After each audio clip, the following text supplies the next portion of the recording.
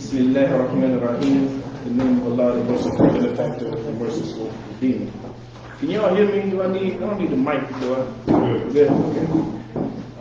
First thing I want to do, I think is even more important than talking about this trip, is introducing our new Shahada. The sister took the Shahada yesterday. So this is yeah, she snuck into the ticket yesterday. We got a new sister in faith, alhamdulillah. That's the second person in 2 days, so inshallah somebody else walk through these doors today. Take the Shahada 10. Like I told her though, Allah is the best of planners. All of this was by Allah's design, because we weren't supposed to be here at 2 o'clock, 2:30, what time it was. We were supposed to be here from 9 to 12, right? But all the things that we had going on, we were still here, and the brother came to pray, and alhamdulillah, she came and took the Shahada 10. So that's the theme of this talk today, the plan of Allah, that human beings plan, and Allah plans, and Allah is the best of planners. I was toiling over how I would start this talk, right? Because I can start 6 months from now, I can start 2 years from now, I can start 10 years from now, I can start at my birth, or I can start at my father's birth, all the way to the Africans from West Africa being kidnapped and brought to here. Because my story up until now is a culmination of all those things. So I'm gonna spare you the history lesson from 400 years ago. I can say this, that October 2012 was the first time I could find on social media anywhere where I had ever spoken about Timbuktu publicly. And I spoke about it in the sense that I understood what Timbuktu was. Because I'm telling you now, before October 2012, I did not know what Timbuktu was. I don't say it with any confidence or with any, I say it with trepidation, that I did not understand the significance of Timbuktu.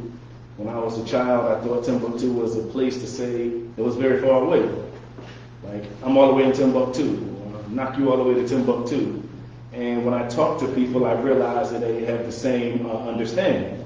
Even the passport agent that I spoke to, she had no idea really that Timbuktu existed. I said, I'm going to Timbuktu, and I need to get a visa for Timbuktu. She knew Mali, but she didn't realize that Timbuktu was a place. And different people I speak to, it's generally the case. And our history, our story is hidden from us. And interestingly enough is that in Timbuktu is where they actually wrote our story down on hundreds of thousands of manuscripts. Yet we don't understand the significance of it. And as I said, this story is about the plan, the plight, the understanding, the Allah putting us in different positions. So I just happened to meet a man named Vincent Greer, who's the manager of Blyden Library on Tidewater Drive in Princeton Center. And I met him through Imam Ali Salam. That library is the 100-year-old black-owned library, and they're doing their centennial celebration next year. So they asked Imam Ali Salam would he participate in the centennial celebration. And he said, I'm in Chesapeake. What about asking Imam Ismail Salim in Norfolk? So he reached out to me, and interestingly enough, the manager of that library is the best friend of Imam Ali Salam's son. Because they're relatively young in age. They're about in their early 30s. So he reached out to me, and I said I would definitely be interested in celebrating the 100-year anniversary of this library. So Blyden Library, I want to write that name down as well, because Blyden is very important. Leiden Library is named after Edward Leiden. And the person that is the manager of this library wasn't really familiar with him, but he's familiar with everything dealing with Mali and almost everything dealing with Africa. But this man, Edward Leiden, is considered to be the father of Pan-Africanism. He wrote a book called Islam, Christianity, and the Negro People in the late 1800s. And that book is a very profound book. It spoke very highly about Islam. And in fact, he was a Christian, but you wouldn't be able to tell it from the book that he wrote. He talked about how the West Africans prospered, how they were rebellious because of Al-Islam, how they were knowledgeable because of Al-Islam, how they were prosperous in all aspects because of this religion. And he said, in fact, the religion that he had subscribed to was actually a detriment to the West African people. And he says this in his own book. So next year when we have the centennial celebration, I intend to purchase several copies of that book so I can give it out to people for his centennial celebration. But the celebration wasn't what happened. Wasn't what this was about. It was just a meeting point between two people. He said, well, since you would like to help me with that, I'm also interested in going to Mali. I've talked to some people in Timbuktu. Now, mind you, I have Timbuktu in my mind. I understand what it is. I understand Mansa Musa. But again, I still have in my mind Timbuktu like it's not a real place. So he says, I'm going to Timbuktu, and he mentioned possibly going next year. I said, if you are going, let me know. I will go with you. And interestingly enough, it was August, at the beginning of August, he said, I'm going in October.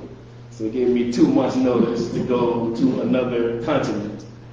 And though I said I was going to go, I made sure that I did everything in my power to go because I wanted to go there. But my intention was, unfortunately, purely vanity. I wanted to go to Timbuktu. I wanted to go to Sankara University, which is one of the oldest universities in existence and the longest standing university in existence.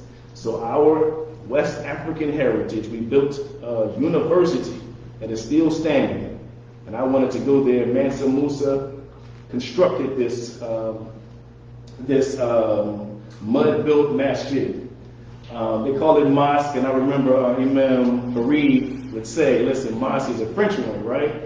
And when we say mosque now, we realize and understand that it was French colonialism is why we say mosque. And they say mosque and they speak French in Mali. So I try to remember to say masjid because that's what Allah called it, the place that we make prostration. So we went there. I planned to go there. I planned just to take a picture there. And I realized while being involved in this how important this trip would be. And each step that I took, it made it more integral, it made it more important for me. So the first thing I had to do was get a yellow fever shot. And that shot cost a bunch of money. It cost $400 to get a yellow fever shot just to get the visa. Then I went to the U.S. Embassy. And I want to tell you all something else. I didn't tell most people. My wife knew just because she's very studious and knows everything I'm doing. So when I said I'm going to Mali, she looked up the travel advisory. The travel advisory says, do not travel to Mali. So I didn't tell people this just because I didn't want you all to be concerned and worried about me. I've always put my trust in Allah, and I've learned through this trip to continue to put my trust in Allah because He got me in the right direction.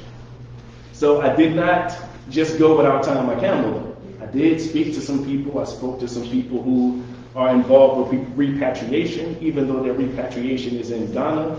So I asked them, would it be okay? I said, the trip says you can get kidnapped, you can get killed, all these things can happen to you. If you get kidnapped, we're not coming to get you. It's what the travel advisory says on the U.S. government website. Like, we're not coming to get you. So go at your own risk. So I also spoke to another imam who lives in Mali. And I said, I'm going to Mali, I'm going to Timbuktu, is it safe? And the first thing he asked me was, are you white? I said, no. He said, well, you're fine. right? He said what they're doing is kidnapping white people. Then he asked right after that, are you working in U.S. intelligence? I said, no, I'm not. I don't work for the U.S. government at all. So he said, you're also fine. And then we was talking more about what to expect in Mali. And he said, let me go back to this. Are you U.S. intelligence? He said, because if you are, the president will find out because they're concerned about spies because they just kicked France and the U.S. out. So he said, if they find out, you will be killed. There's nothing anybody can do about it. I said, brother, I'm not in the intelligence. I'm not doing anything except trying to get these manuscripts. And I explained to him about the manager of the library, and he asked me also, is he white? Because what is happening and what they would do, the travel advisory is really for them. The people there look like us, act like us, they are us. So they treated me like I was their family. But if you're coming from Europe, they will kidnap you and ransom you. If you are white from America, they will probably kill you. And this is in the northern part of Mali, not all over Mali, where they have some tension and strife going on. I don't mean to say this to put you all down, but I just want to let you all know that's the facts, right? So I went to the U.S. Embassy. I also asked them, I said, is it okay to go? And they said, yeah, you're fine. But I had to get a letter written by an imam from Timbuktu, written in French. And I couldn't speak French. Luckily, my Arabic teacher here knows every language in the world. So they said I had to get it written in French and get it certified. So UNESCO, which is an organization that marks landmarks all around the world, stamped my letter of approval, called me a researcher, saying I was like, I'm an imam from Norfolk. I don't know about a researcher for Timbuktu, right? But if that's what you say I am, the unofficial, that's what I am, right? So they sent me the letter, and I sent it to her. She translated it for me. I was like, okay, yeah. Because I saw my name in bold print. I saw my address, and I was like, and then I showed them, and I got the visa. Up until then, but that was about like a month. It took about a month to get my shot and to get the paperwork.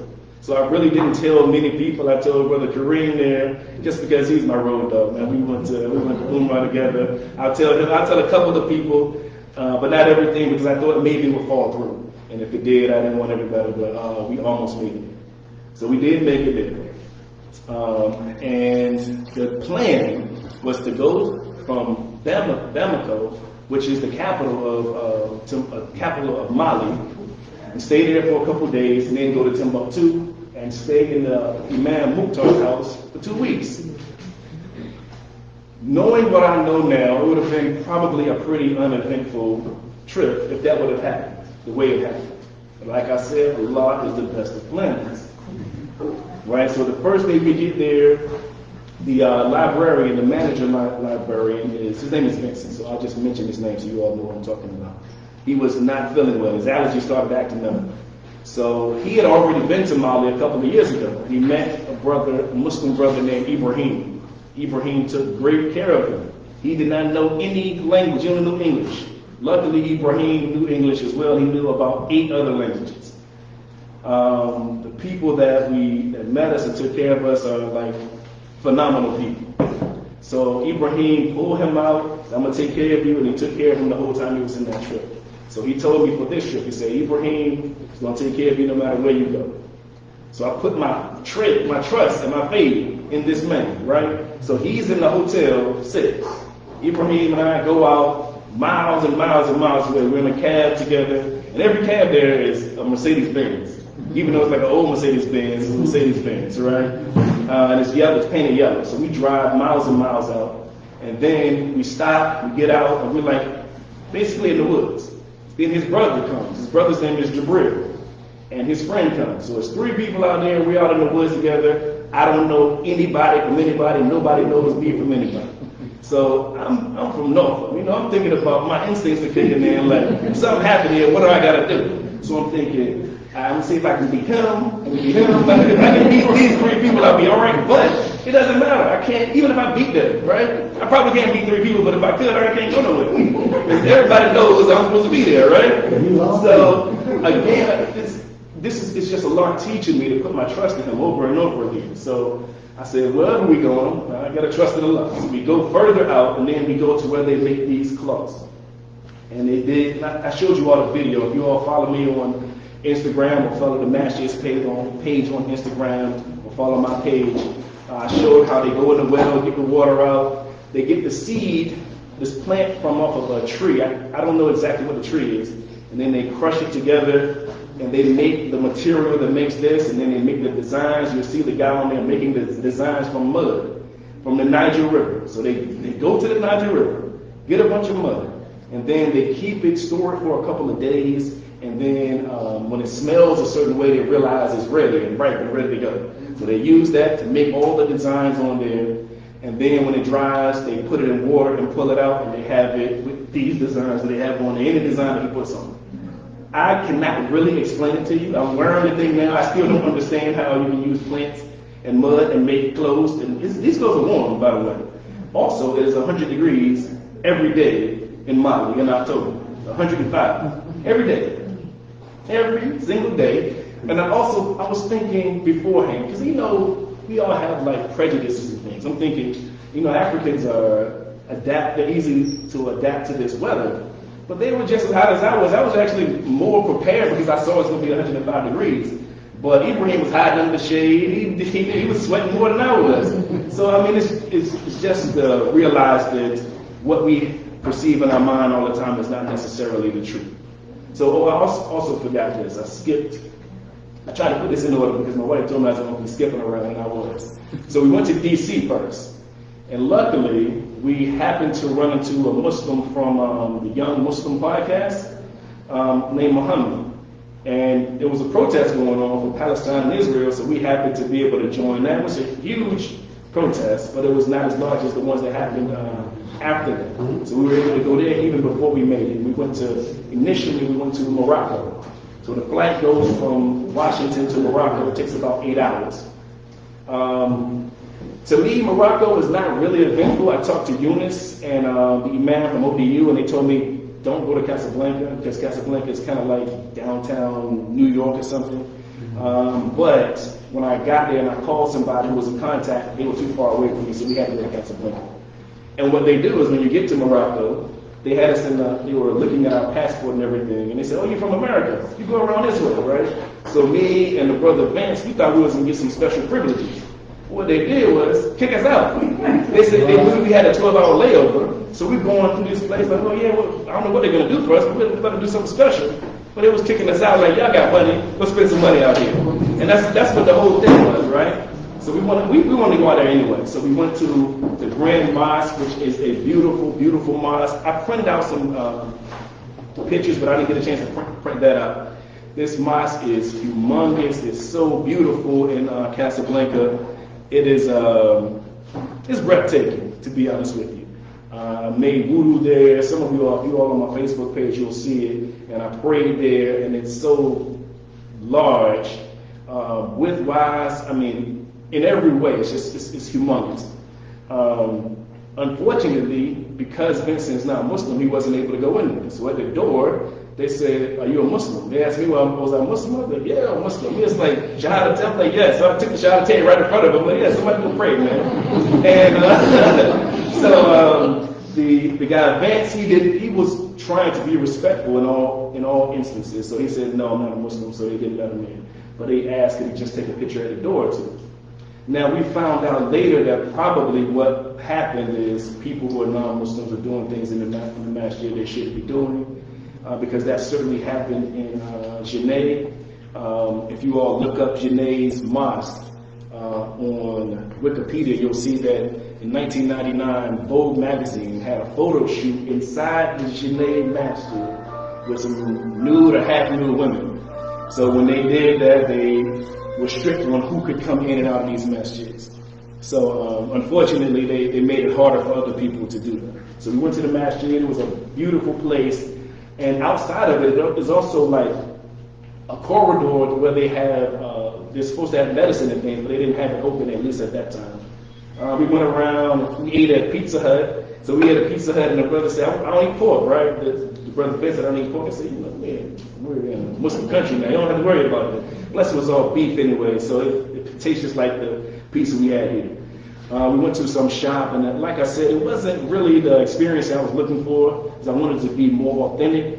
So once I got to Mali is where I got the experiences that I wanted to see. So we got there, and like I said, the first day we went out where they made the mud cloths. And I'm gonna tell you, the first thing we got off the plane at 2 o'clock in the morning.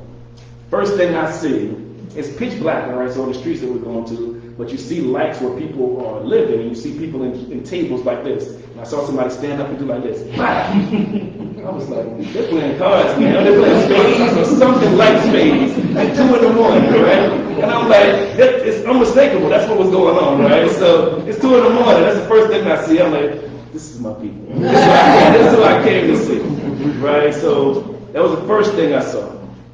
And then while I was out there and they were showing me how they made the mud cloths, they told me not to drink any water from tap. So they gave me a bag of water, right? A little small bag about this big, and you just bite the tip of it and drink the water. I read it, I'm like, okay, I'm telling them, trusting in Allah and everything, right? So I'm like, okay, bismillah, I drank the water, I was fine. Then they also gave me some tea. This is one of the pictures that I took. The reason I took a picture of this tea, I'm going to just show you all this and I'm going to send it around, is because this is the icebreaker for everything. I drank so much yellow tea, I don't know what to do with myself. Everywhere we went. It's like, let's drink some yellow tea, and everybody gets in and they drink a little bit of it everywhere I went. Even the last day I was there, I was worried about missing the plane. But the people that I was with were such friendly people. People loved them so much. Every 10 steps, somebody said, drink some of this yellow tea. I'm like, I gotta go. I'm like, I'm gonna miss my plane, man. Like, okay, let's drink the tea real quick, right? So also, they have rainy season for about 3 months. And by the grace of Allah, it rained this time when it's out of rainy season, right? The first day I go out there, and we go underneath this canopy where somebody is selling food or something. And I hear Ibrahim telling him, the language is Bamako. They're telling him that, it's raining, so we're just going to sit over there and seek some shelter. And I see across the street they have some watermelons. And these watermelons look strange to me because they don't have lines on them. So I'm asking him, is that watermelon or is it something else? He didn't understand what I was saying. But ultimately, I found out it was watermelon. It's just light green all the way around, like no stripes on them. I don't know why, but it was delicious. The only problem is they have it hot. So, that wasn't cold. But anyway, so the next day we went to the U.S. Embassy that's in Mali because we wanted to tell them that we are going to Timbuktu. We got there, there was only one person that could speak English, but he loved us just because he could speak English and we could speak English. But he knew other languages as well, so he was very happy. And every time somebody saw my name, right, he was like, Ismail, Bilal. So even when I was in Morocco, somebody asked me was I from Mauritania. I'm like, I don't know. I guess I don't. Maybe I live in Mauritania. I don't know. So when I went there, he asked me about my name as well, and that is one thing. My name helped open doors to places because the brother's name is Vincent Greer, which just sounds like it's not a Muslim name, so it's hard to get into a certain place. They asked him twice or 2 or 3 times, who are you? Or what you trying to do? So we got into the U.S. Embassy.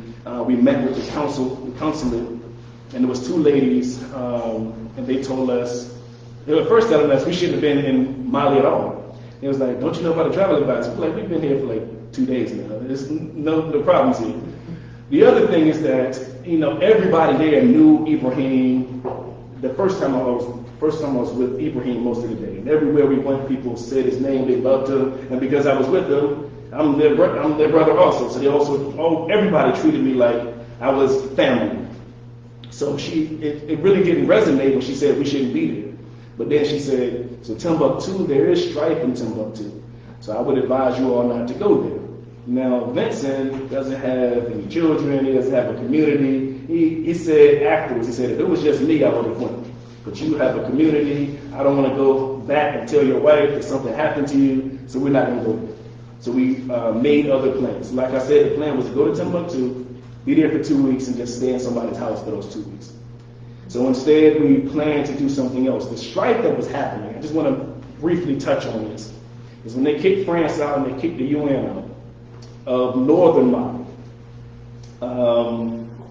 As soon as they kicked them out, the younger people there, they gave them guns and drugs.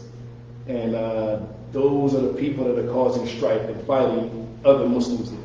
So I asked the guy that I was with, his name is Jibril. Now, Ibrahim and Jibril are brothers.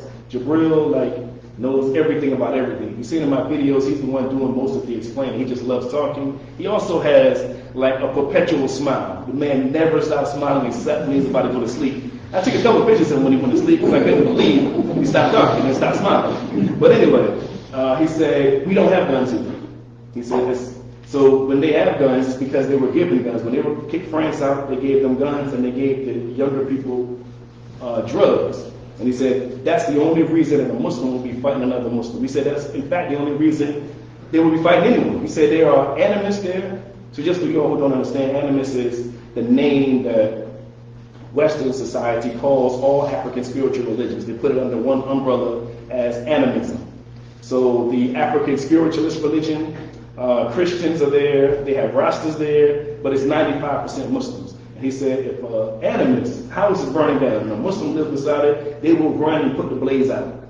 We all are brothers here. He said the only way we will be fighting is because they caused the strife. And I told him that in America, the government here, the CIA, put weapons and drugs in our communities, so it's not something that is foreign to us. We definitely understand that. So what is happening though, the last day I was there, they were able to regain the western area of Mali back from the French-made terrorists. I try to make sure I say this plainly because they were created. They weren't just people who decided to be against other Malians. So we decided we're going to do a makeshift plan. So Jabril knew a bunch of people that had hotels, so we stayed in the hotel. We didn't stay in the greatest hotel. So for the sisters here, if you think about going to Mali, there are 4-star hotels, but the hotel I went to was not a 4-star hotel. I had pillows, right? So this must be a standard pillowcase. They made me this pillowcase out of mudcloth, the same material that these things are made out of. And I said, man, my pillows are much bigger than this. I don't know which pillow, because the pillow in the hotel were that size though, and they were like hard too. They were like rock. But so it was very difficult to go to sleep. And then sometimes the power goes off and on, so everybody has a generator. And I had air conditioning, right? And the air conditioning went out. And when the air conditioning went out, I saw a mosquito come right through the air conditioning. And I'm like, okay, here we go, right? So I'm thinking whether I'm going to turn the air conditioning back on, because clearly when the air conditioning is on, they don't come through, but when it's off, it does. So I was having to decide whether I'm going to let these mosquitoes bite me or get air conditioning. I chose air conditioning. I was like, I can take a couple mosquito bites. First day they got me a little bit. The next day they killed my arms. They bit my knuckle. They bit my ear. They bit my head. They were all over me, right? So the next time I was cold, so I put a jacket on, and only like a little bit of my leg was showing, and they like eat all around there. I'm like, whatever, you know. Luckily, I was fine. I didn't have any issues with those aside from a little bit of itching. So we came back from Timbuktu, and our eating was great. Some people kept asking me about what we ate. Ibrahim's sister made us food every day, except for the days when we were out, like in different cities. And they asked me as soon as they started, it's like, you eat with your hands? I'm like, yeah, soon as I eat with my hands. You know, like, I don't have any problem with that. The brother Vincent, he did. He wanted a knife and fork. But I'm like, no, I'm here with y'all. I can eat with my hands. It's good, right? So I did for the most part. In some instances, you know, food falling down. I was at one place. I was embarrassed. All the food was falling down. I'm like, I'm not used to eating with my hands, right? So I'm like, I'm trying to be like, I can do this, but I'm dropping tons of rice everywhere, right? So I'm like, let me get that spoon, man. Then I cleaned up because I didn't want them to know how much I dropped. But it was, you know, we had great food. She was making rice, she made chicken, she made beef, she made lamb, she made fish, all these different meals. We ate this one thing called millet that was some kind of bread type substance. It was the most delicious thing in the world. He brought it and put it on the ground in a bag, right? And I was eating it and I was like, this stuff is delicious. And I was about to eat it from everybody else, but I was like, let me make sure everybody else gets some. And that was the second to the last day we were there. So he was supposed to get more, but we never got any more of that. I definitely wanted more of that. And in terms of, a lot of people ask me about like the culture shock. When I went to Mecca and Medina, I think I was already prepared for Mali then, because the culture shock, I think what they may have been mentioning was just the bathrooms, right? So in the hotel, you got a regular toilet. But outside or wherever else you go, it's a hole. right? So I ain't gonna get too in depth about it, right? Because it's not the greatest thing to talk about. But it's that's the main culture shock. The other thing is when you eat the food, they don't have processed food, and I don't know, for whatever reason, you eat this food, like a little bit after that, you gotta go to the bathroom, and nothing should be in between you and that bathroom. That's all I'm saying. Nothing, okay? So that's the only other thing. We were outside, there were taxis everywhere, there were motorbikes everywhere. Even in Morocco, the same thing is true. Their driving is something I've never seen before. And the same thing is true in Mecca and Medina. Me and Brother Lewis, we were trying to go to get some food, all of us. Right. And we were walking across that street, man, we thought we was going to meet the Brother Hick, man. Because they're driving 60, 70 miles an hour on every street. And there's very few street lights. The same thing is true in Mali. Very few street lights. Some of the police out there, and there are motorbikes running, and people are cutting each other off. The guy that was in Morocco, man, he had us on a 2-lane street. He made it 3. He got in the middle of it. And I was like, why are you doing this? Like, we're not rushing to go anywhere. We had a 12-hour layover. We don't have to rush to go anywhere. And then I saw him put his hand out the window. I know he flipped the people off, but he was the person that was wrong. And I'm like, you are the one that got yourself in the middle of this, got us almost killed. But anyway, that's neither here nor there. So we also went to these different shops. When I went to the shops, I wanted to buy something. The brother said, we're doing this for money. We're doing this because I got to feed my family. So I bought these beads here, and I bought a necklace, and I bought something I gave my mom. The necklace broke almost immediately. Right? This thing's still holding on, right? But I was going to give them the money anyway. It was like, so I bought some things from him. And the brother Vince bought like this hat. It's like supposed to be Fulani. Because somebody also told me I look like I'm Fulani. I'm like, okay, I guess I'm just a mixture of everything put together. While I was in these shops, however, I was trying to find a fez when I was in Morocco, and when I was in Mali, I was trying to find a kufi. And y'all, the brother Mustafa that comes here, he sells like the Nigerian kufis. He had probably 20 of them. Only one fit my head, right? So I got 2 guys, and then somebody else guiding us. I said, listen, I want to get one of these kufis. It was so embarrassing, y'all. I was going from place to place to place. I could not find one to fit my head. I never did. I never found a kufi to fit my head. Everybody's head is like kind of small. I think this little thing in the back here came from out of Africa, from my other ancestry, because none of the kufis fit me. And I was like, man, they have some very nice ones. And I know the number on it. I ain't gonna tell you the number because it's embarrassing. I knew, no, this is not the right number. You need to go up, man. And they didn't have any in that size. So I went to like 4 different places. And it was so embarrassing. I was like, don't worry about it. I just won't get one. They also sell gold there because they have mines there. And we're trying to get the brother Ibrahim to come here, go to TCC, take up engineering so he can go back and lead a mining company there. Because the people who are in charge of the mines there are not from Mali. And they don't look like Malian people.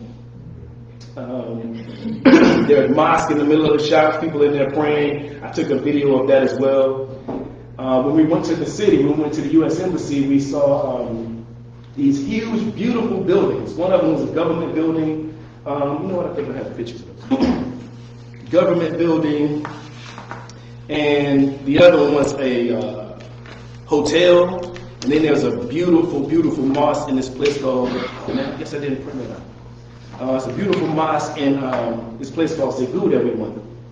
They were all built by Muammar Gaddafi. Right? People in Mali love Muammar Gaddafi, right? And he apparently loved them. He put a ton of money into Mali. Just to be clear, Mali is poor. They don't have a lot of money. They make, I said this in the Juma, they make annually $1,500 per person. Annually. Interestingly enough, they live together.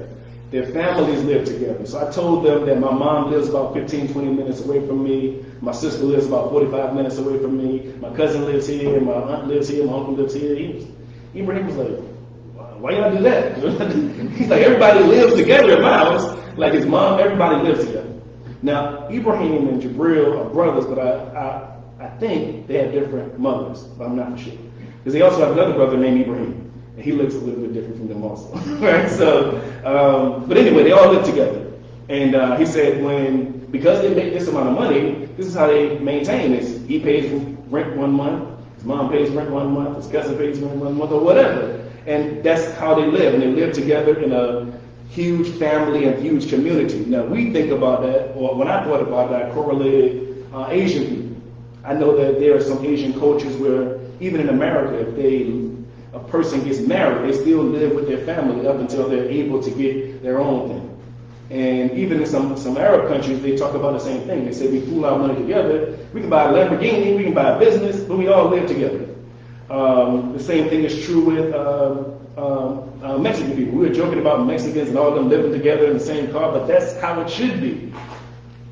What I found most profound was community and family, and how we're the same, but yet we're different. And some of the differences has to do with our Western mindset. When I went there, I saw my cousin, I saw my uncle, I saw my grandmother, I saw my mother. That's the people I saw, and they treated me like that. And even when I wasn't the center of attention, or I didn't have anything to do with anything, you just sense the community and family they have there. So they did know this about, so they know a lot of things, like, because they don't watch a lot of television. So they never heard of Black Panther. I was very surprised. Abraham, I said, you never heard of Black Panther? I pulled my phone and I said, you ever seen this picture? He never seen Black Panther. He said, they asked me about Donald Trump, right? And Jabril said, how do you like Donald Trump? Because Donald Trump said that he would never fight any wars. So listen, Donald Trump is a con man, you know, like I said, and I was trying to explain to them this, because they said they love Obama.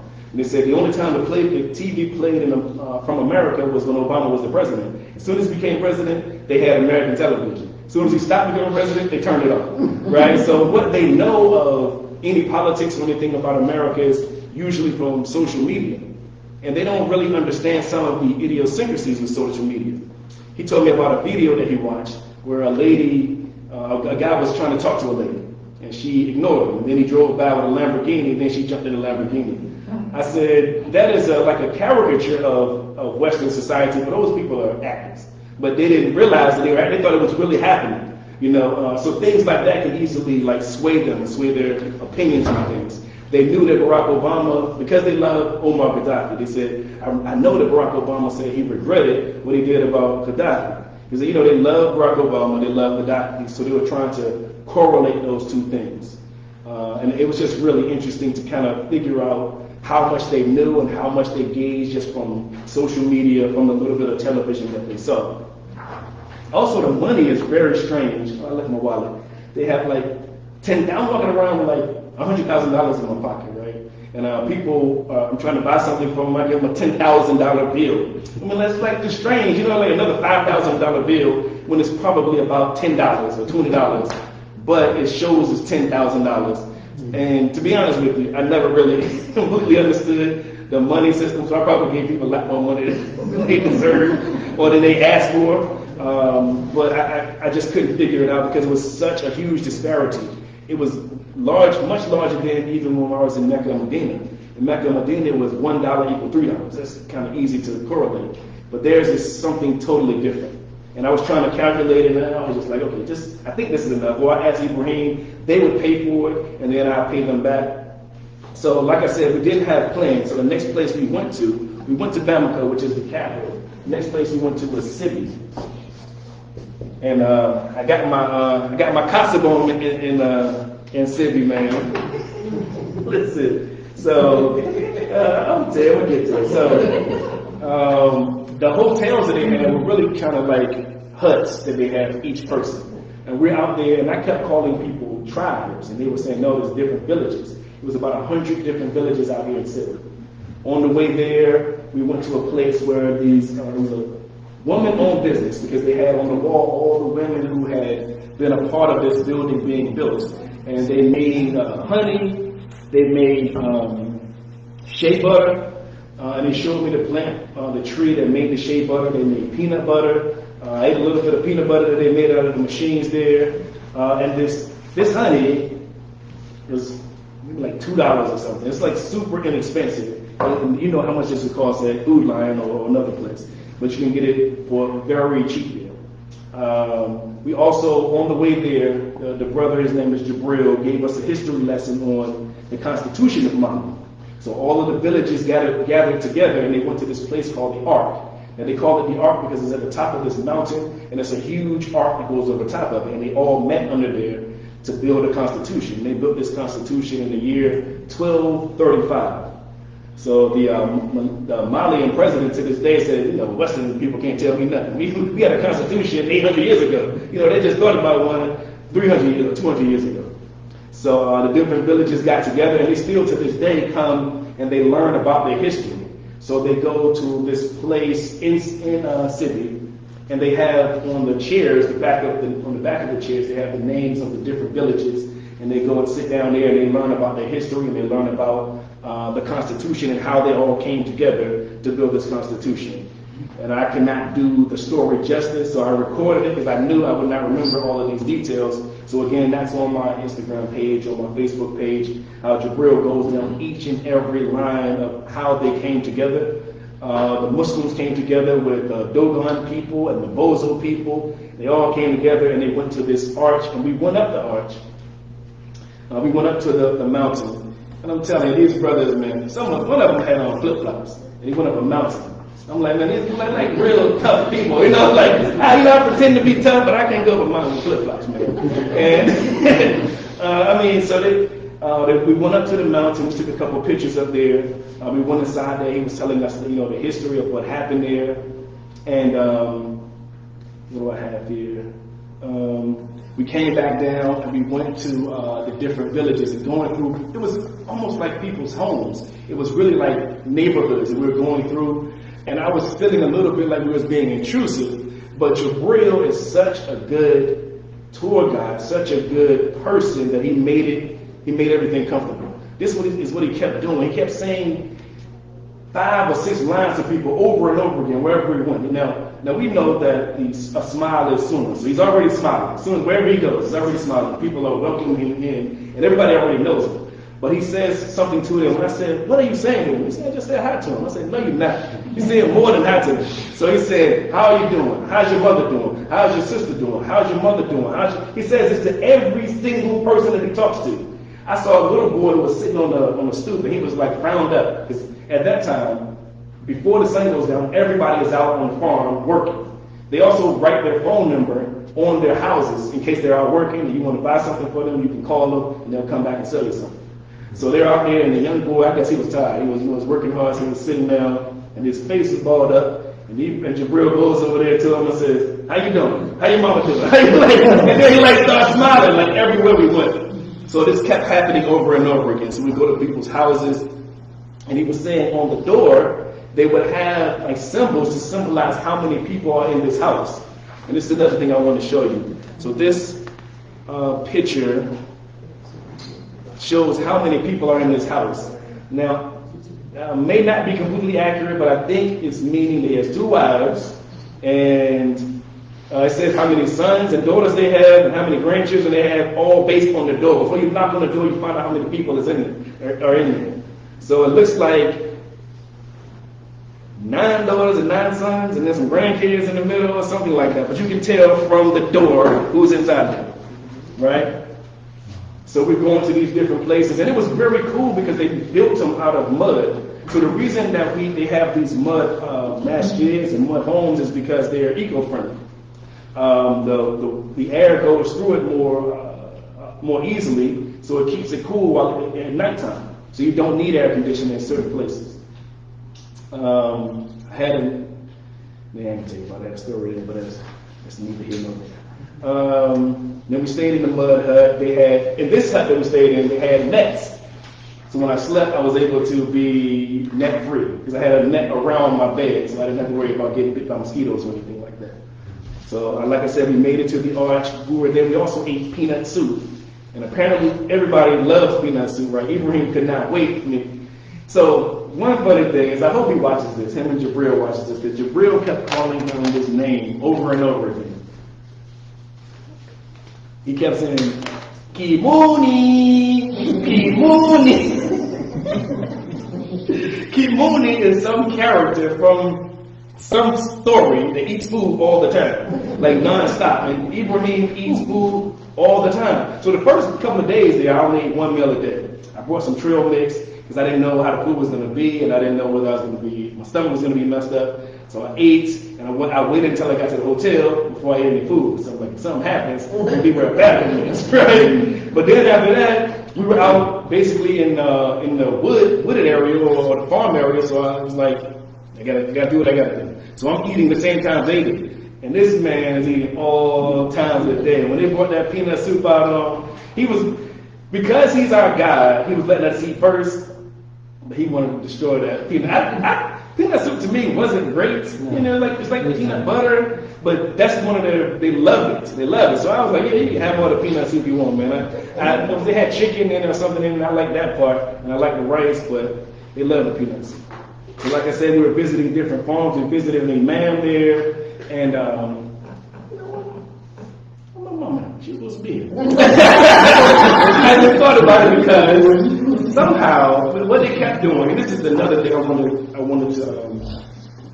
wanted to thank this community for, is that because I'm an imam, doors were opened that probably wouldn't have been opened. Or they were opened wider because I was an imam. I kept hearing them over and over again when they are translating and say, he's a man from America. And then the person was like, oh yeah, well let them go ahead, let's go see this, let's take a picture. Like they kept doing that over and over again. So somehow they were talking, and he asked me about my family, and I told him my mom was a Muslim, so he gave me a dua to say so she could become Muslim.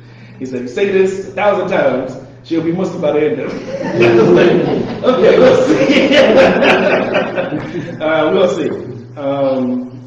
They also, they have whales there also. So, and you know about this. So the whales cost about $3,000, to build, and they take between 21 and 26 days to build. He shows like each step of how it's being built. And I saw some kids. I'm going to show you a picture of this because every morning this is what kids do. And if you all saw my Facebook page, you will see I was pumping a well there. But some kids, like 6 in the morning, after I made Fajr prayer, I saw them out there walking around. I had them taking pictures. They were like flexing and stuff like this. But they were going to different wells to bring water back to their family so they can eat, drink, and everything like that. So there are tons of wells that need to be built, but they cost so much money. They cost about $3,000 each to be built. So it was really interesting to see that.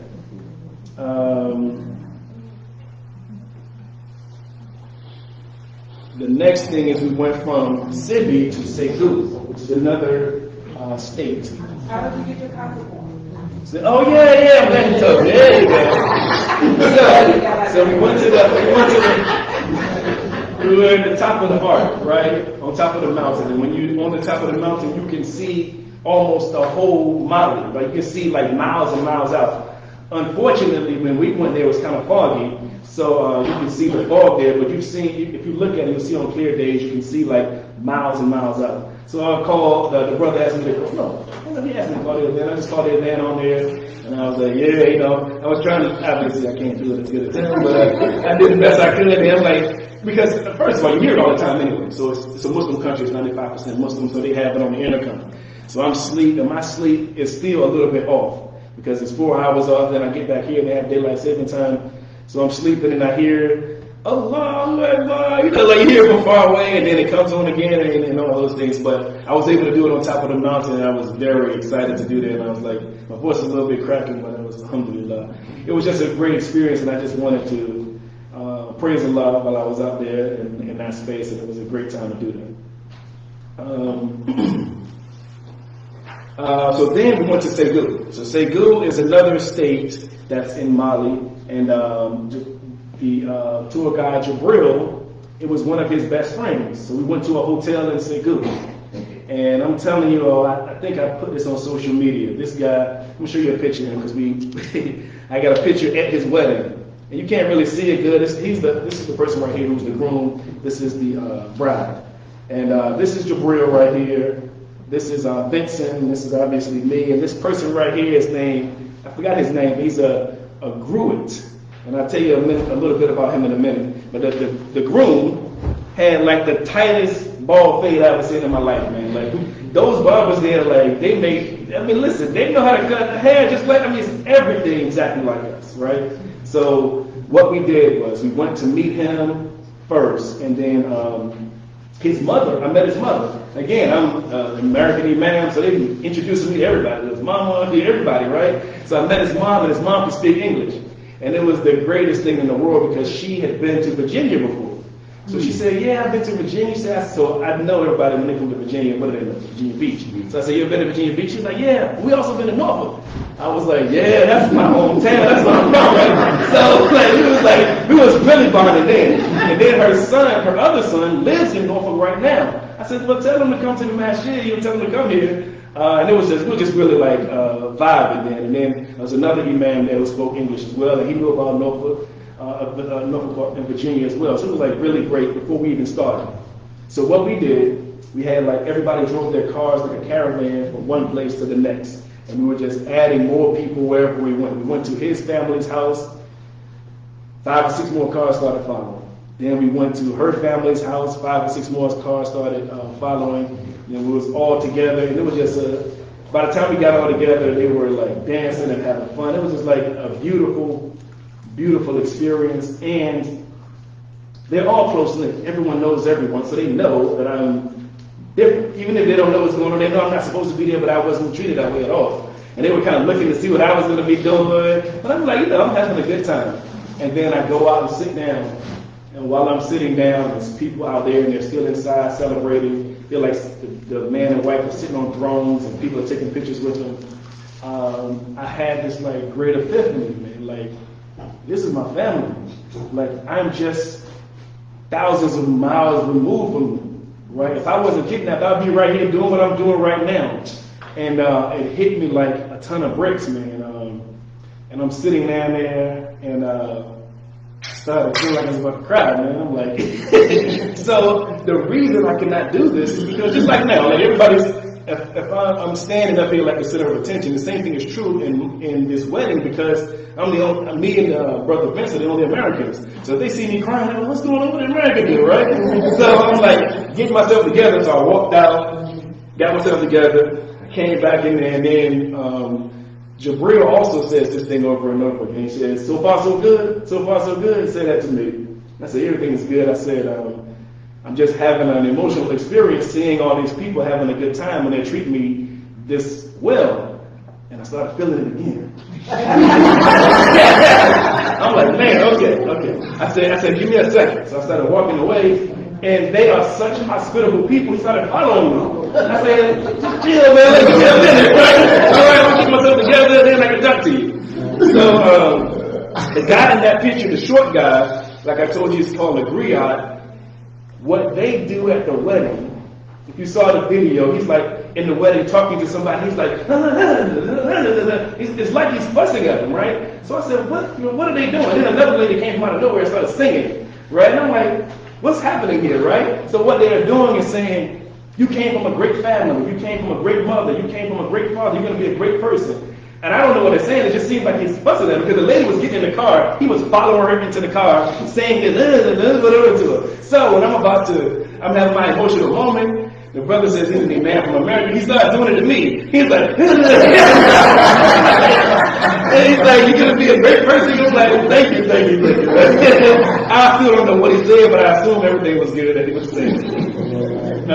So we went to, from there we went to this area in Segou that it's like an area where all the people come to take pictures in front of the statues of religious figures and kings who helped establish Mali. And I thought it was very interesting because it was a place where they were paying honor to their own heroes, to their own legends. And they live in this town, but they would all come out there and take pictures around it. And I recorded that as well because Jabril, like I said, he is a travel agent. I didn't realize this until later because he's really a humble person. His other brother told me that he is a travel agent because I was trying to figure out how does he know everything about everything. He knows about every king, every ruler, every place we're going to. He knows like the landmarks and all these things. Because I'm talking to him, I'm like, listen, man, as much as you know, you should be a travel agent. And he is, right? So he's telling me about all these things. So that's why he took us there, because they loved us, right? And while we were in Segou, he told me about the islands that they have out there. So it's small islands where people go and they just live remotely. They don't want to really be a part of the city. So he said when he was younger, he was very poor. He had to work very hard for his family to get food, and he wasn't educated like he was supposed to be until he got older, until he was able to pay for his education. So he wanted to make sure those people on those islands had an education. So this brother Jabril, that's the dark-skinned brother that's on the top here, Jabril, used a mule, a donkey, took every chair one by one to the shore, put it on the boat, put it on the island, one by one. And then they built the school there for all of the kids that live out there. So he told me about this. I said, brother, I got to see the school, right? He said, well, it's on the island. I can't swim, right? But by this time, I put my trust totally and completely in Allah. I'm like, y'all just make sure y'all pull me out. That's time my camera. I said, listen, if I fall off of this boat, y'all just come and get me. And Ibrahim, his brother, was like, yeah, you know, you can be in the water for 5 minutes, we'll get you. I was like, it better not be 5 minutes. It better be 5 seconds. As soon as I fall out, you jump and start finding me, right? So we're going there. Me and Vince are in the front, and Jabril and Ibrahim are behind us. And then the guy that has the boat is taking us there. And I wanted to record it. Well, while I was recording, I remembered that my wife might see it. So I told Nadia, do not tell my wife I'm on a boat. She was scared to death until I get back to the other side. And I said, I'm going to be fine. So I did. We went over there and we met the people there. They were very nice. The brother that had the boat, he had like a black t-shirt on. Then he went in his house and came out with a white button-down shirt on. So he wanted to be on camera. You know, he wanted to be seen. But I told him, I said, I'm not recording anybody who doesn't want to be recorded, so I'm going to stop the recording now. I said I want to record it when they were inside of the school because I wanted to see the school. It's a Quranic school. They teach Quran in there. They teach the alphabets and everything, the language in there. So I took a video inside of there, and they showed how it was made, how it was built. It was 4 people, Ibrahim, Jabril, and 2 other people, and they built a school there. I said, alhamdulillah, I said, how long did it take to be built? I think he said 6 or 7 months. So y'all need to tell Umar Johnson, man, because he's been building for 7 years now, right? I'm like, you know, like, come on now, right? You can just build it bigger and bigger after that. So he only told me this just not out of bragging, but just out of wanting to help other people, just telling me about his life experiences. Now, education is not free in Mali. It costs $100 per year per child. So if you can't afford it, then you don't get an education. So the education, the school that he built is free. So everybody on that island gets it for free. But people that are in Bamako, all around in Mali, have to pay for it. And many of them can't afford it. So my last day there, I was so grateful to see kids out.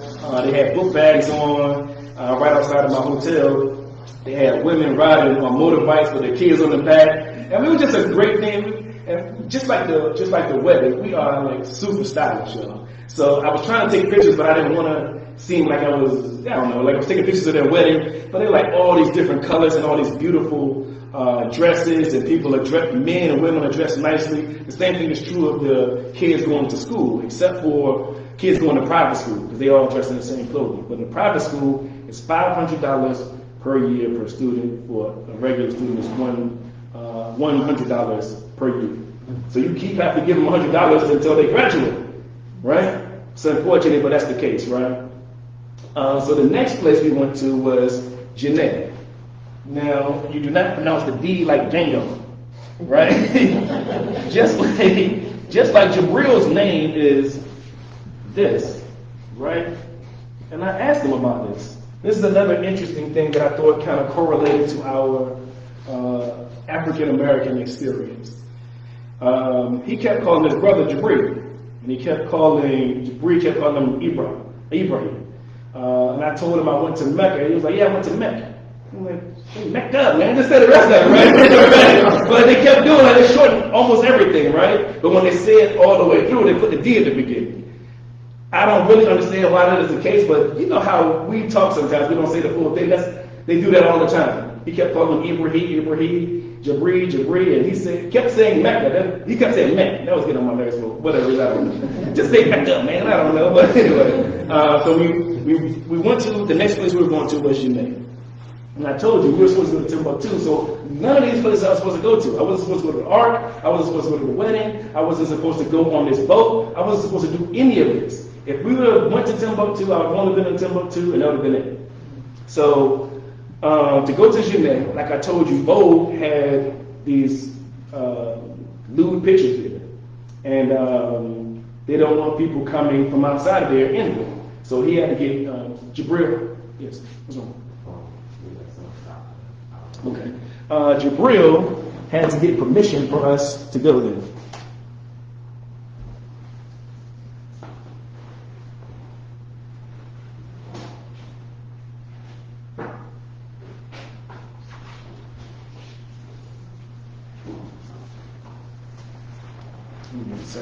Get something to drink. Also, I just realized I missed a very probably integral part in Bamako. I'll mention that before we go to Djenne.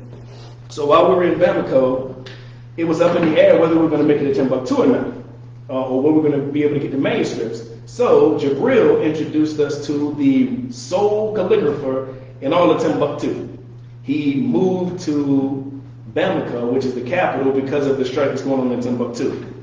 I got a picture of him. This is him right here. And what we're holding up is these things. Let's just send this around.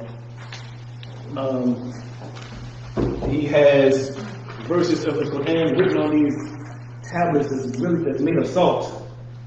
And that's what we're holding up. And I'll send this around also. So this little thing goes with it to kind of say what's being said there.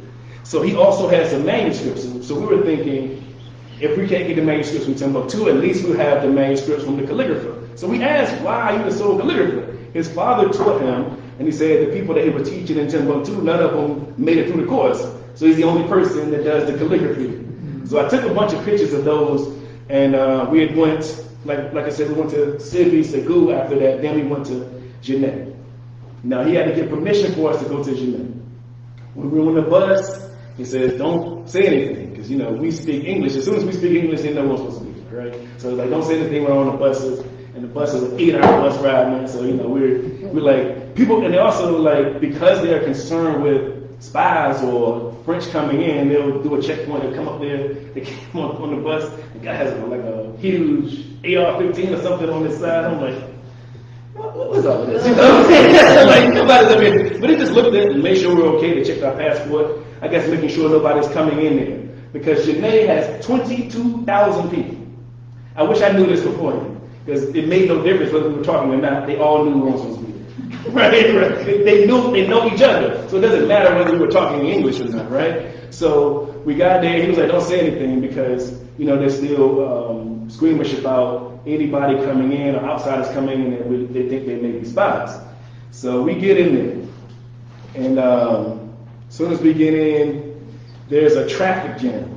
And we're sitting in this back of this truck, and like everybody can see us, right? So I'm just being quiet. I'm like not saying anything, put my head down, and some horses stop traffic. So we're just sitting there, and our mouths closed, not saying anything. Then finally the traffic went through. We got to this place right beside the largest mud-built mosque in the world. So Timbuktu has the mud-built mosque, but Djenne is older and it has the largest one. It's bigger than the one in Timbuktu, and all the manuscripts that they have from Timbuktu came from Djenne. So we can see it. It's like from me to you is where the mosque is. And Vince is like, I'm gonna go over there and touch it.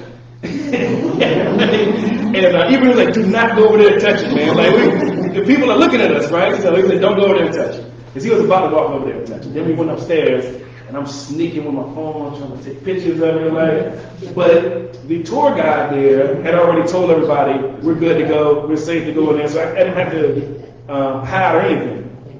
So they, everybody there again knew who we were. And once they said I was a man from America, they let us go into the mosque. We went in the mosque and prayed. First, pray my 2 rakats in there. So we went in there and prayed.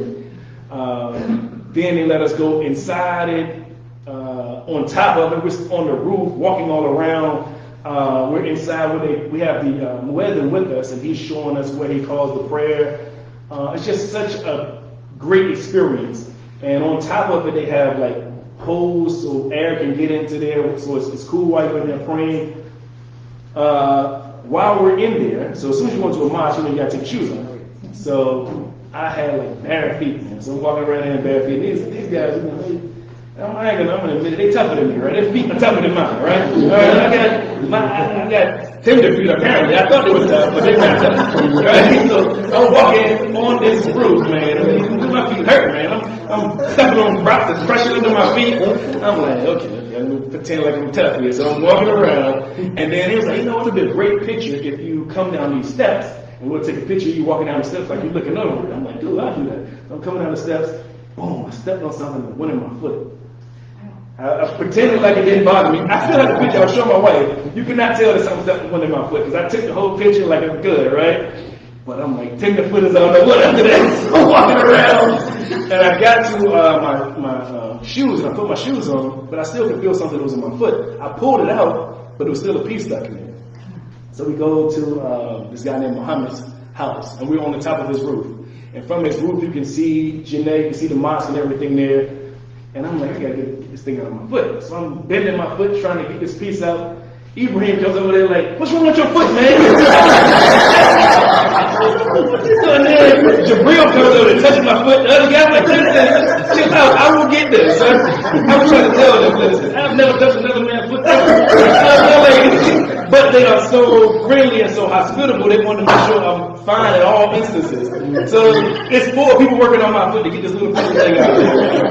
And ultimately we got it out. Muhammad was such a great guy because we asked him about, he was a tour guide as well, so we asked him about the idea that Africans don't like African Americans. And I told him that, you know, we had been taught and fed this as children.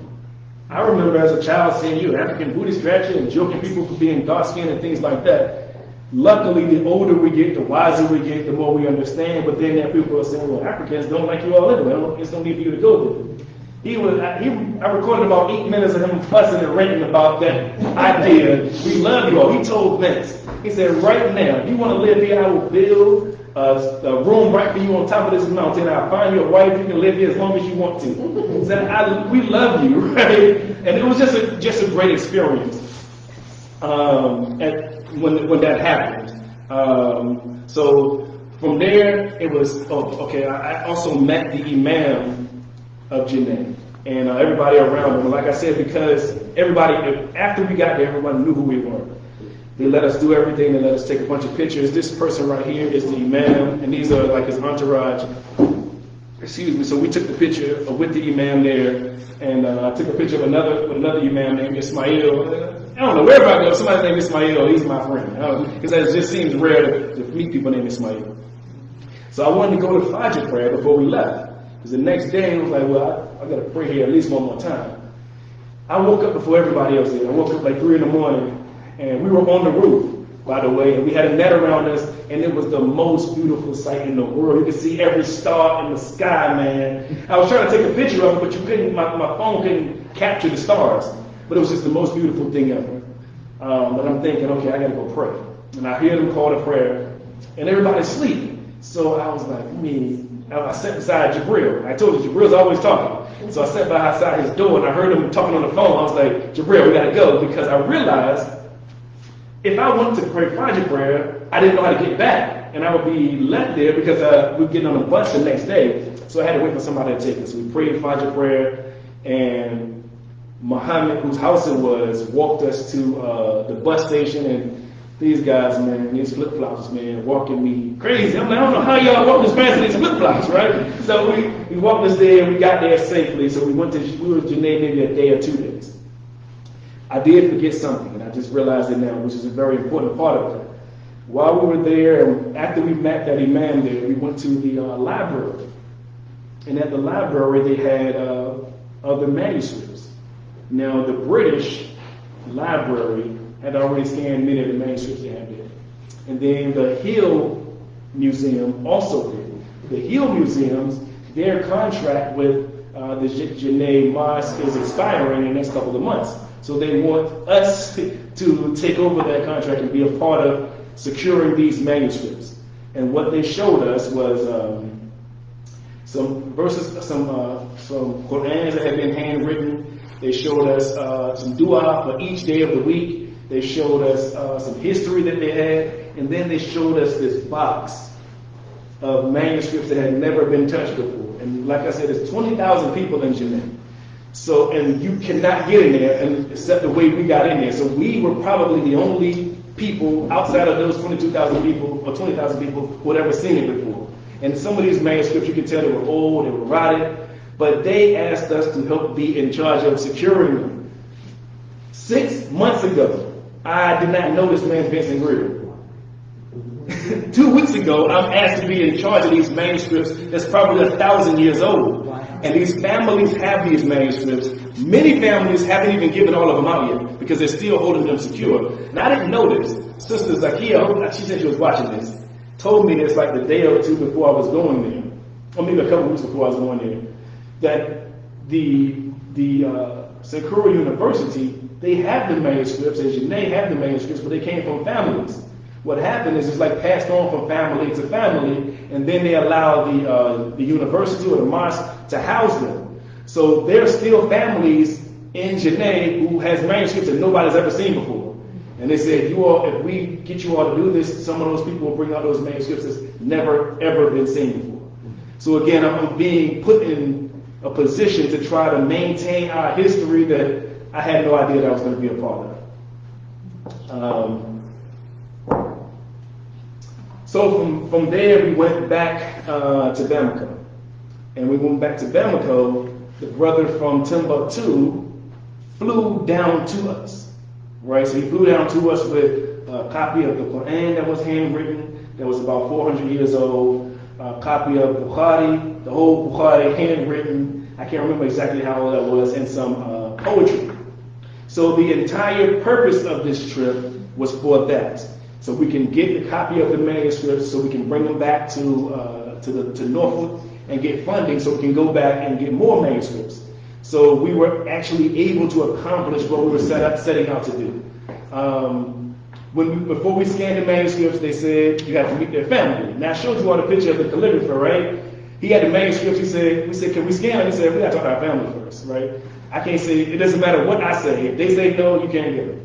Luckily, they did say yes. So the guy from Timbuktu, his family was down in Bamako as well. We met them. His name is Mukhtar. This is the person he's the son of the Imam of Timbuktu, and he's in charge of these manuscripts. This is his uncle. This is his other uncle, who's blind and like super knowledgeable person. And then there, his aunts and sisters or whomever was on the other side recording everything we were talking and saying and doing. So we had to get permission from the families before we can scan these manuscripts, before we can do anything. Like if they think that we're good people and see us as good people, that's what I'm saying. Like when they said he's the man from America, they was like, okay, we'll let them. It was like they had more confidence and more trust in us that we were going to do what we were supposed to do. So we came back and scanned it. In total, it took about 2 days to scan the manuscripts that we had, and these are some of the manuscripts as well. This is the one that shows the days of the dua. This one is verses of the Quran, and this is Vincent scanning some verses. So I just send those around so you can see those. In total, it probably took about 8 hours to scan those documents, which means if we went to Timbuktu, we'd have been there for a day, and then for the other 2 weeks, we'd just been sleeping in the guy's house. But because Allah is the best of plans, I was able to do all these things, learn about all these things. There's so much stuff. I'm telling you, I'm forgetting all the things that happened in those 2 weeks, just because we weren't able to make it to Timbuktu. And above Timbuktu is a place called Dogon Country. If you all on Facebook, you ever seen the people that have wear a mask and they do this like dancing with that shaking and stuff? We weren't able to go to Dogon Country, but inshallah, maybe the next time I go, we'll be able to go to Dogon Country, because that's right over Timbuktu, and because the strike is happening there, we weren't able to go there. But I learned about the Dogon history, the history of Bozo, and their connection with the Dogon people. It was just a great experience. And there's a brother that's on Facebook who doesn't have American citizenship anymore, right? He's a really popular imam. And he was the one that I asked about coming to Mali. Would it be safe? So the last day there, I was like, man, I want to come and meet with you. So I was able to meet with him. And alhamdulillah, he had a very, very nice house, nice 3-story house, no mosquitoes, air conditioner was running, the ceiling fan was running.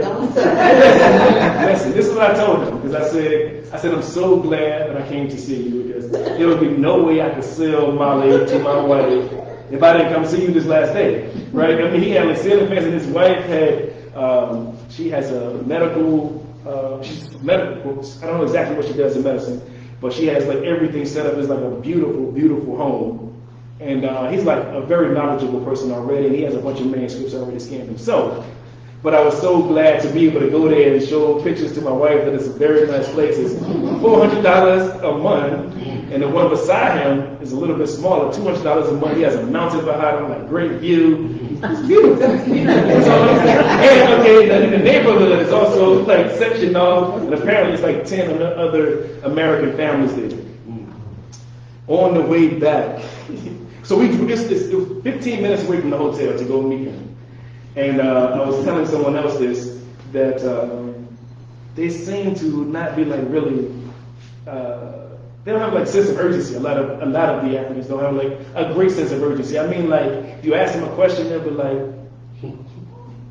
yeah, it's over there. Like, we ask them directions, and they're like, I think it's because it's 100 degrees, right? That would make sense. But we got 2 flat tires, and we got 2 flat tires. I ain't telling you one story. No, it doesn't matter. It has to do with my own bravado, right? So I never thought in my life that I would be on the back of a moped with somebody else. right? So this happened, okay? And I had to drive 45 minutes out on a moped with Jabril, right? All right. Okay, so that's out there, all right? Y'all know this, okay? Being vulnerable here, I told you I almost cried. I did not cry, by the way. I almost cried. I straightened up. Tire went flat, man. And we stopped this guy. He's like, okay. I'm like, listen, the tire flat, we gotta go. So he's taking his tire and fixing the tire. Then we drive a little bit further. Another tire goes flat. Guy's sitting there. He does the same thing. We ask him something. He's like taking his time. But he worked on it fast. But when we came and talked to him, it's like, this is your business. You're supposed to come out there, yeah, you know, what's going on. We were like, seemed like we were beckoning him to come out. But anyway, it seemed like, I don't know what exactly that was. It was just, you know, like a cultural thing that I noticed. So we had 2 flat tires. It took forever to come back. So I said, this is my last day here. I've had all your food. I want a hamburger, right? You want to see what a hamburger and french fries taste like here. So he's like, yeah, we get a hamburger. So we went to this place. It was a very nice place too. They said it's going to make the hamburger. I've been into it. I'm like, hamburger, man. It was a small burger. It was delicious, but it was not a hamburger. It was a steak burger. So we talked to so there's a lot of different things that I did there. Some business ventures that I may be interested in. They have farms there. They have farmland there. I'm interested in helping those kids going to school, helping with wells there. So the last day we were there, we were talking to this business owner. His name was Abdullah. And we had a couple of hours before we had to get on the plane. So we went and was talking to him, and it was like a couple of hours before we had to get on the plane. And then Jabril says, well, my sister is right around the corner here. We're going to go talk to her before we go. I'm like, okay, cool. We're going to go talk to her. Like I said, Jabril knows everybody in the world. So it may have been 10 minutes from us, but it took an hour to get to his sister. Because everywhere we went, he was like, drink some of this tea, man. So we were like, yes, I'm going to drink your tea, man. Okay, we're going to do the tea. Then the brother, he spoke English. He said, you look like Arab. I'm like, where did that come from, man? I'm like, okay. So we drank the tea, went to the next person. We finally got to his sister's house. And they're eating. And I told you all, when you eat food, you need to be going to the bathroom, right? So I'm like, I'm about to be on the plane, so I can't do this. I was like, I graciously declined. I can't eat your food, right? Then they gave me some watermelon. So I was like, okay, I ate the watermelon. I ate the watermelon real quick. And I'm like, listen, we're going to miss the plane, man. But he knows everybody. They gave him a motorbike. We rode all the way back there in like no time, man. But like, it was just such a family-oriented thing, such camaraderie, such fellowship. Everybody knew everybody's name. And because I was with them, I was a part of the family too. The last thing I wanted to mention was just the regalness of the ladies there. Right? So I didn't tell you all this. I've told so many people these stories, I can forget what I told you. So in the middle of the night, it's basically pitch black. The only lights they have out there is the light from the houses and maybe a couple of stores that are open. And pitch black, 10 at night, whatever, kids, women walking around like it's nothing. And I'm completely surprised and taken aback by this, that they can walk around in complete safety. And I asked him about it, and he was like, yeah, we respect women, we would never do anything. And it's everywhere you go, it's like that. There's kids everywhere, you're able to go about wherever you want to. And I tried to take a couple of pictures, but I didn't want to take pictures of people's wives or whomever. But they're walking around and they have something on their head. I mean, it's like the balance and just, I don't know, it just seemed like they're walking with grace. You know what I mean? Now, even with the men, right, so Jabril had this little bop that he had when he was walking, right? And my friend who just returned to Allah, he and I used to walk the same way. He used to joke us about this, like we had a little bop when we walked. And this rapper, Nas, says, my pimp strut was invented when they whipped us. Now we diddy bop just to show you that our strength's up. And he was saying that despite the fact that we were made slaves and they beat us, we still walk with pride. And every time I drive around, I see somebody, a black guy walking around, they still bopping or still like, man, you can't take my pride from me no matter what happens. And I realized that it wasn't necessarily just from that, it's just something that's in us. It didn't have to come from slavery, it was already in us. And when I see them walking around like that, and I see the women walking around and they're regal, I just feel like this is my people, this is where I'm supposed to be. And that last guy that I saw that I told you renounced his citizenship with America, he said, Mali is landlocked. There's no water around it. So he said it's still the last African of African places. So you experienced the real Africa when you are there. And Eunice, he sent me something. He said the people there, it's like their life is so simple. And he didn't mean it in a bad way. It just meant like all they care about is God and family and community. And that's all they need. If they get money, that'll be like the everything else that there is to need in this life. They also had at the island of Segou, they had a statue of a French colonist. And I said, why do I still got this statue up there? Me and Vince was like throwing rocks at it. I said, in America, we be taking those statues and stuff down. And their older brother, Ibrahim, said, we keep it up to remember who we're fighting against and what we have to fight for. And I just see them as very resilient people. If they get a hold of their own economy like they should, it'll just be great leaps and bounds for them. Everywhere we went, any group of people, somebody would stop and start praying. It was just such a beautiful experience. It just reminded me of what would have happened if our history was not interrupted. We would have been there, and hopefully, maybe they wouldn't have been colonized because their poverty is a direct result of their colonization. The other thing is they do not fully understand what happened to African Americans here. The people that I'm talking to, Ibrahim and Jabril, are very educated people, very worldly people, because Ibrahim works at the airport, so he sees and talks to people all the time. Jabril is a tour guide, so he talks to people all the time. But the regular people there, and including them, they don't really understand the experiences that we went through. And we don't understand theirs. We don't realize that they were colonized the same time that we were enslaved. So both of us are being oppressed in different ways at the same time. So those two things is why we need to get together and kind of understand one another and love one another and see what we are missing from them. Because what we are missing from them came from Western society. This is the last thing I'm going to say. I'm pretty sure it's the last thing I'm going to say before I ask any questions. Is that I left my laptop, I left my luggage, I left my books, I left some of my money, everything in the hotel. And I told Jabril and Ibrahim, because we had to go to Seby and Segou and Djenne, it's like, nothing is going to happen to your stuff. Nobody's going to touch it, right? And I was just thinking, like, how do you know?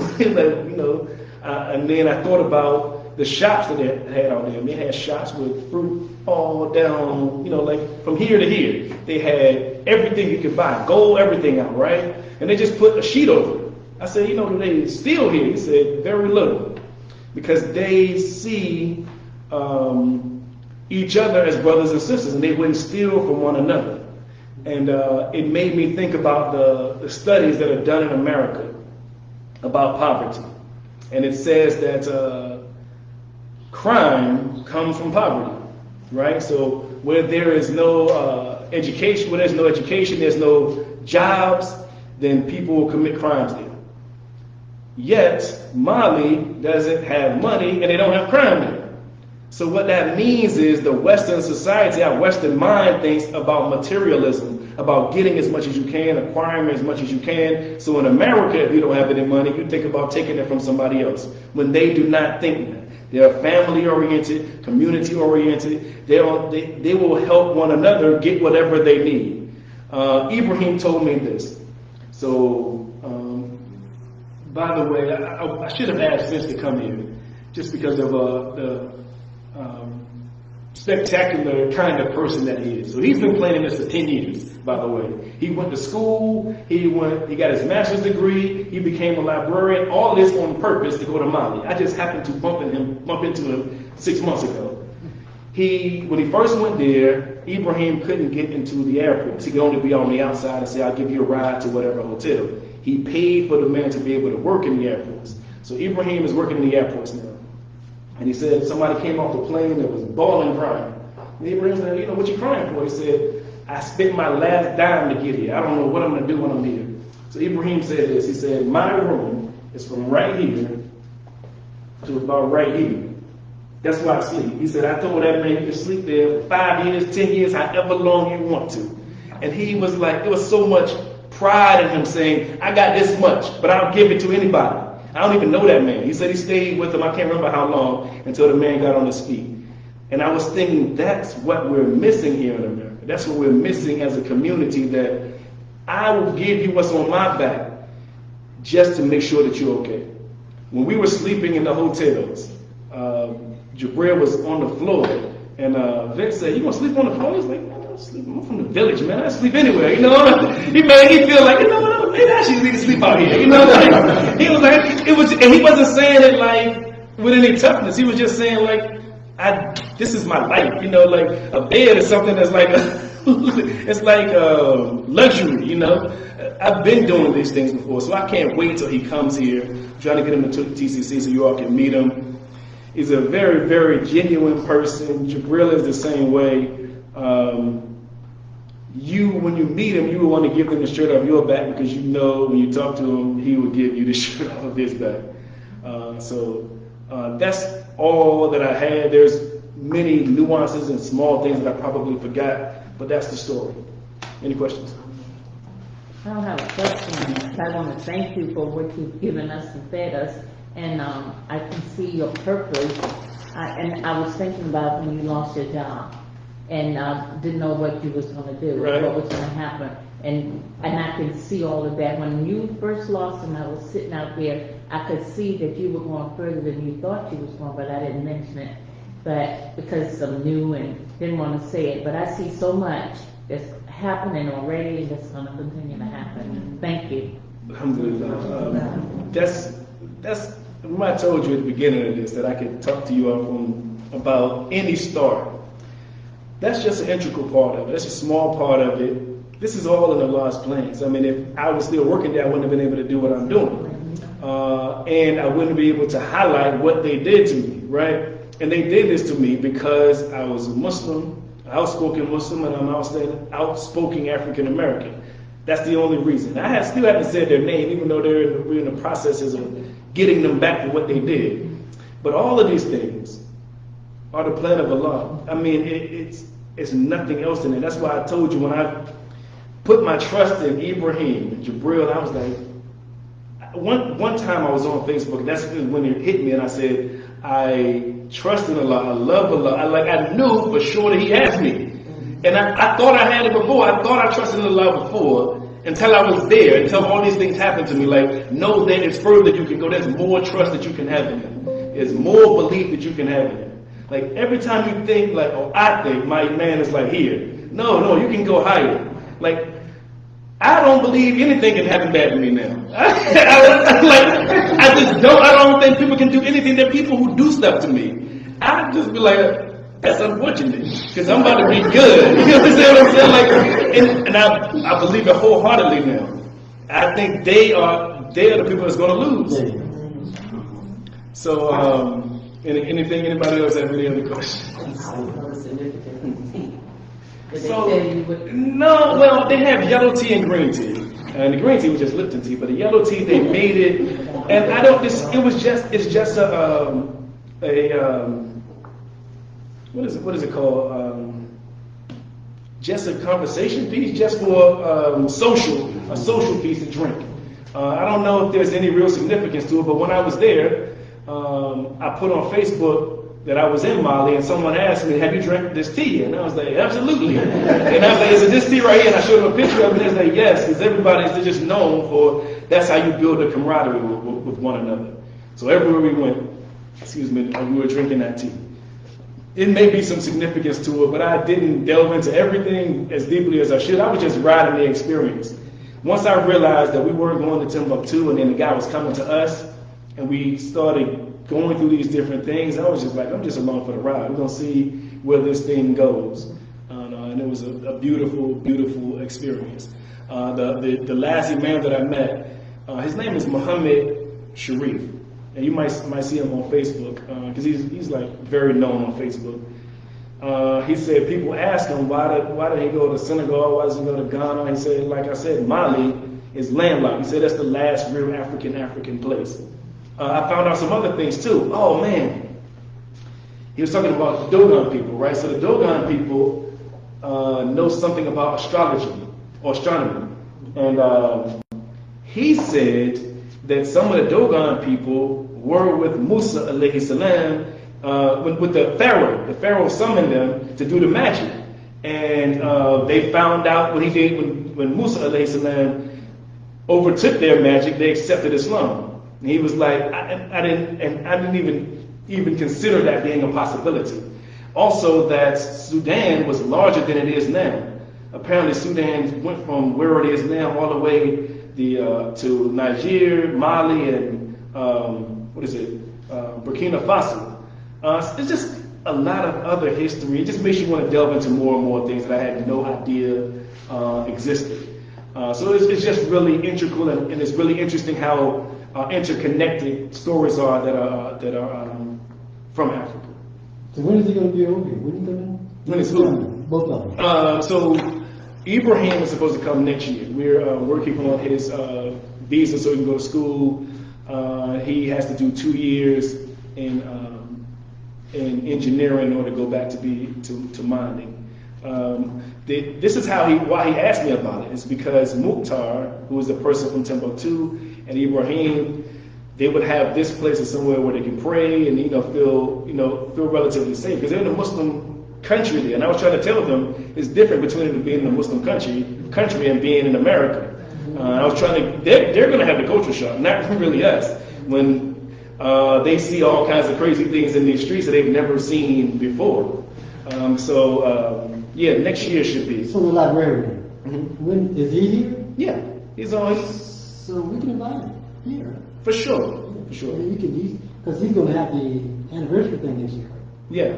We can invite him here. For sure. We're going to have the centennial celebration there. We also, he copied the manuscripts, and I also have a copy of them as well.